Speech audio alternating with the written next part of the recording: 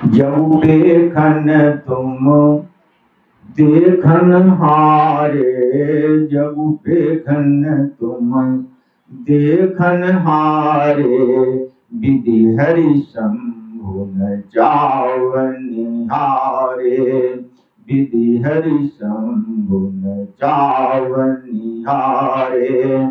तेऊ न जानई मरम तुम्हारा, तेऊ न जानई मरम तुम्हारा, और तुम्हीं को जान निहारा, और तुम्हीं को जान निहारा।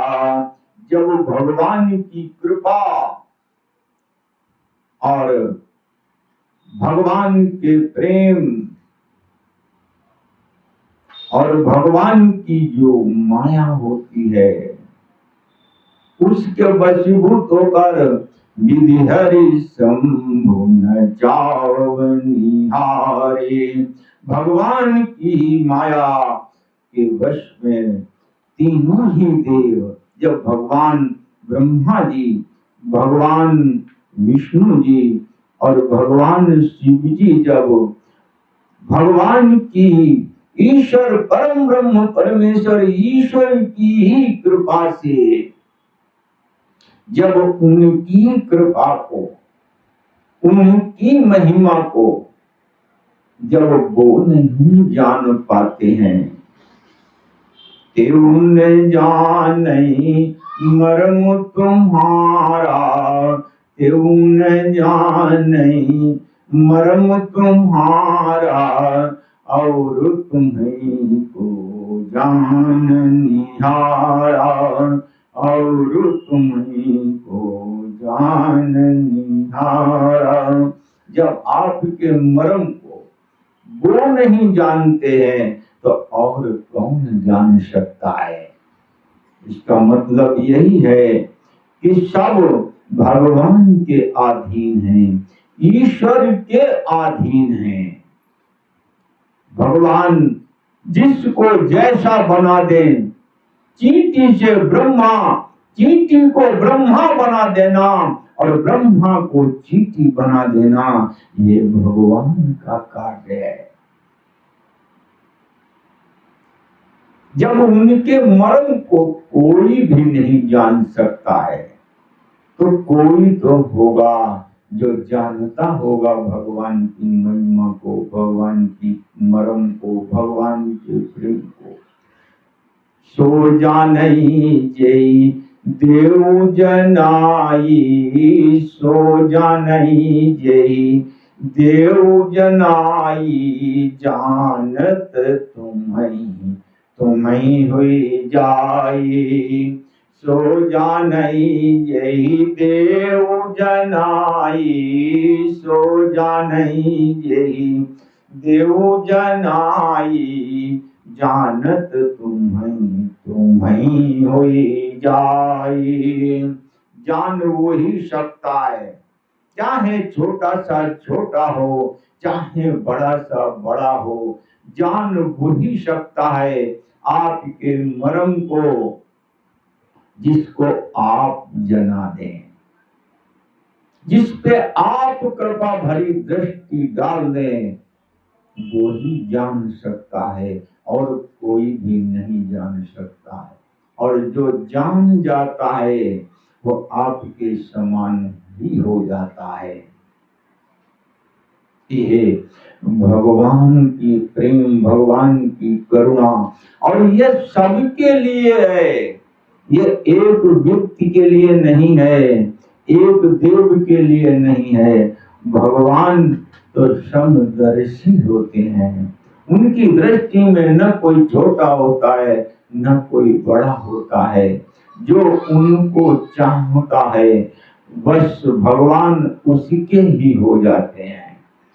वही केवट कहता है, मांगी नावन केवटुआना, मांगी नावन केवटुआना, कहा ये तुम्हारे मरम में जाना, कहा ये तुम्हारे मुंह में जाना।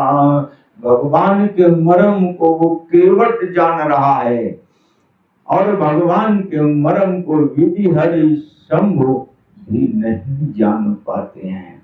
वो कौन सी भगवान की करुणा है, कौन सी भगवान की कृपा है।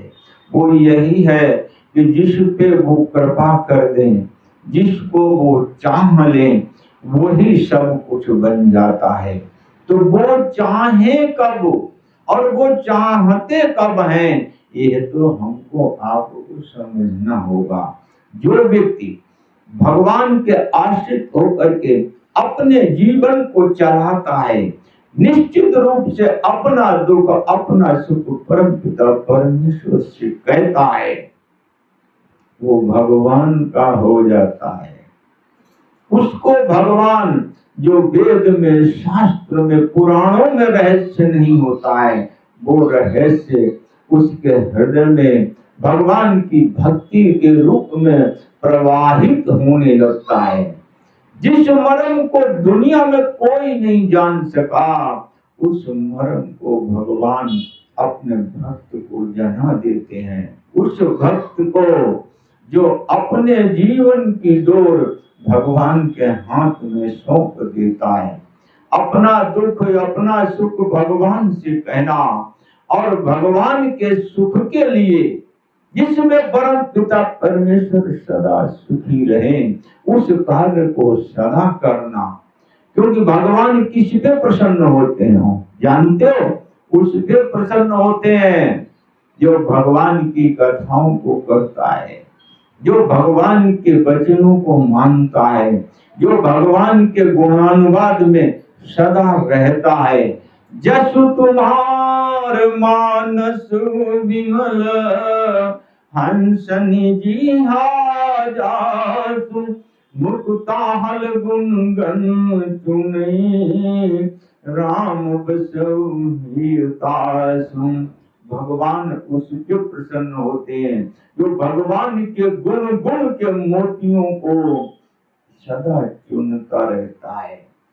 अब भगवान के गुण के मोतियों का मतलब यही होता है कि भगवान की हर बात उसको अच्छी लगे, भगवान का हर कार्य उसको अच्छा लगे, भगवान का कोई भी स्वरूप हो उसको अच्छा लगे, भगवान की कोई भी लीला हो उसको अच्छी लगे। तब भगवान उस पे असीम प्रेम, असीम करुणा जो किसी को नहीं देते हैं, वो अपने भक्त को दे देते हैं। जैसे केवट भगवान नौ मांग रहे हैं और वो कह रहा है कि हम तुम्हारे मर्म को जानते हैं। कौन सा वो ज्ञानी था, कौन सा वो तपस्वी था? वो तो सिर्फ भगवान के सहारे अपने जीवन को चलाता था। यही तो गुण था उसके अंदर, जिसके कारण वो इतनी बड़ी पदवी पाया कि भगवान की लीलाओं में सर्वप्रथम उसकी ही लीला भगवान के चरित्र में सबसे पहले आई है।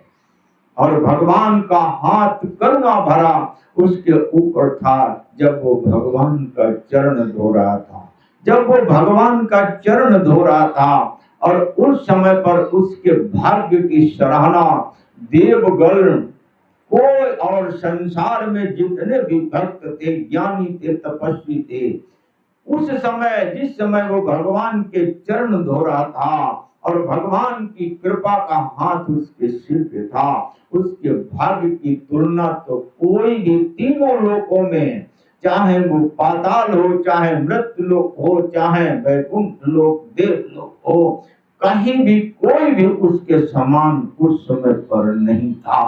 ये कहां से उसको मिला? सिर्फ भगवत प्रेम ही तो उसने किया था।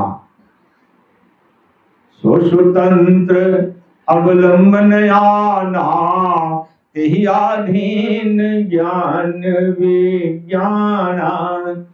जो व्यक्ति भगवान की भक्ति करता है, स्वतंत्र भक्ति होती है, वो किसी भी तप और योग के सहारे नहीं होती है।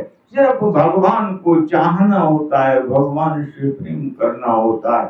इतने से ही जो प्रेम उमड़ता है वो ज्ञान वैराग्य और योग सब कुछ प्रदान करता है।